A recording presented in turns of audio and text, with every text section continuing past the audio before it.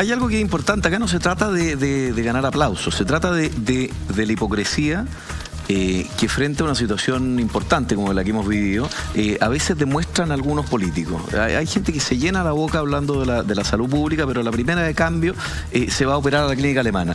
Claro. Si tú criticas, ¿verdad?, la salud pública o la educación pública, pero tienes que tratar de conocerla o darle un cierto nivel de manera tal de que sea lo suficientemente competitiva. Pero en los proyectos, por ejemplo, de educación pública, no se toca la educación privada, no se toca.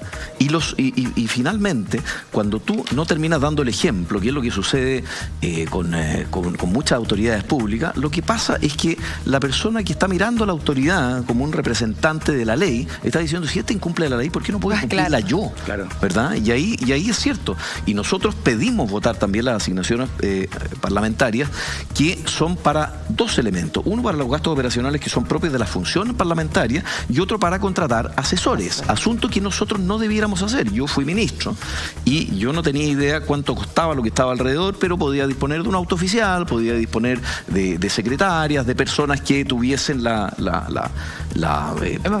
posibilidades de que el trabajo se hiciera bien. Nadie dice que los parlamentarios no tengan que hacer este trabajo bien, pero cuando uno ve parlamentarios con 15 asesores, 20 asesores, ayer estuvo la Marcela Zabata acá, que dijo que tenía 5 asesores, y la Marcela tiene 5 asesores, yo tengo 5 asesores. ¿Pero qué diputado tiene 20 asesores? Eso. ¿Por qué no fue sacarlo a la luz? Están en internet y están por transparencia y se pueden ver. Hablamos de los asesores. Todos tenemos el mismo presupuesto, pero no todos gastamos el mismo presupuesto. ¿Cuántos asignados a asesores?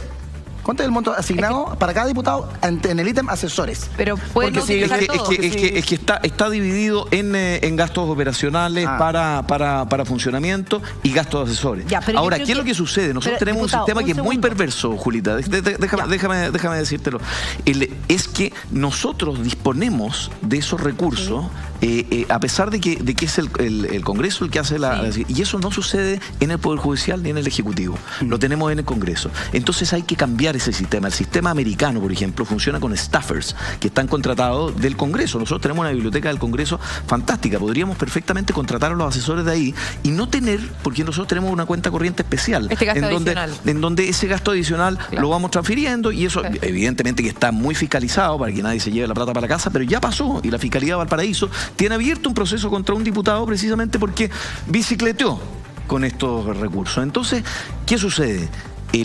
Finalmente lo que termina pasando es que por el mal accionar de algunos pocos terminan todos vilipendiados acá. Y para gente que ha trabajado, yo llevo 2 años no, son pocos, porque si no estarían abiertos otros procesos. Pero mira, yo te quiero preguntar respecto a lo que pasa es que da la sensación de que todos son unos truanes, unos patudos, unos frescos. No hay que generalizar. Pero yo te quería preguntar respecto a cuál es el verdadero rol que tiene el asesor. Porque ayer estuvo aquí la ex senadora Soledad Alvear y ella contaba que, por ejemplo, cuando iban a votar por la ley de pesca, ella contrataba especialistas en pesca un poco que le explicaban, la guiaban. Claro, te van a hacer informes. Te van a hacer informes. Entonces, por ejemplo, también lo contó Marcela Zabata ayer, que ella trabajaba siempre con una abogada para temas, no recuerdo muy bien. Bueno, pero entonces, ¿cómo funciona el tema de asesores? Porque ahí veíamos que tú decías, hay algunos que caminan por los pasillos así como con un séquito, así de 20 personas atrás. ¿Qué hacen esas 20 personas día a día? ¿Se contratan especialmente para proyectos? Porque yo no entiendo cómo una persona va a tener 20 asesores. Mira, a ver, lo que dice la Marcela es bien verdad. La Marcela es un caso que yo puedo homologar fácilmente con el mío porque estamos en el mismo distrito. Y probablemente, como vivimos en Santiago, somos de la región metropolitana, con 5 estamos bien. Un asesor legislativo, un asesor, qué sé yo, que ve la parte comunicaciones, un par de asesores en el distrito, el conductor, porque el conductor también es importante y hay que decirlo. ¿Por qué tienen conductor? Sí, claro, ¿por qué? Porque nosotros viajamos, yo voy y vuelvo, y evidentemente viajamos prácticamente todos los días. Llevamos 11 semanas que vamos prácticamente todos los días al Congreso. Ha sido extraño porque han sido semanas extrañas, pero hay otros que no tienen conductor, pero tienen que arrendar algo allá, ¿te fijas? Entonces son gastos que más o menos se netean. Pero cuando tú tienes 20 personas, y esa es la pregunta que yo también me hago, tú dices, ¿qué hacen 20 personas? Por más que tú tengas un distrito muy grande, y es cierto que el sistema que cambió produjo distritos más muy difíciles de abordar, 20 personas son inexplicables, ¿verdad? 15 personas son inexplicables. Esto debiese tener un cierto límite, y ese límite debiera estar determinado por una también comisión externa, como vamos a tener una comisión externa que va a determinar las altas rentas de funcionarios públicos. Usted está de acuerdo con eso, ¿no? Pero totalmente, pero a ver, primero totalmente de acuerdo. Sería raro que tú el día de mañana... Claro, ¿qué presupuesto me... Por más ganas que me den. Pero Principap, ¿te fijas? Claro, que alguien los asigne y que más o menos los asigne, y en ese sentido también hay que hacer justicia en términos de los que critican las altas dietas parlamentarias. Tenemos las dietas más altas de la OSD. Entonces tratemos de llevarnos a un promedio de dietas de la OSD. Nadie dice que tengan que ser necesariamente, porque fíjate que las dietas parlamentarias propiamente tal, fue por ahí a partir del año 25 que se establecen en Chile, precisamente porque antes exclusivamente aquellos que tenían condiciones para poder prescindir de cualquier ingreso podían ser parte de la política, y eso eran generalmente personas que eran de la élite o que tenían la suficiente situación económica, y eso excluía una parte de la población. Pero finalmente, a partir de lo que sucedió en el 2003, ¿te acuerdas? Con el escándalo de los sobres, esto se terminó transformando en la dieta más alta de la OSD. Entonces tratemos de buscar algo que sea probo, que sea justo, que la gente lo acepte como necesario. Nadie dice que los tengan que ser indigentes los parlamentarios, pero por favor, que esto sea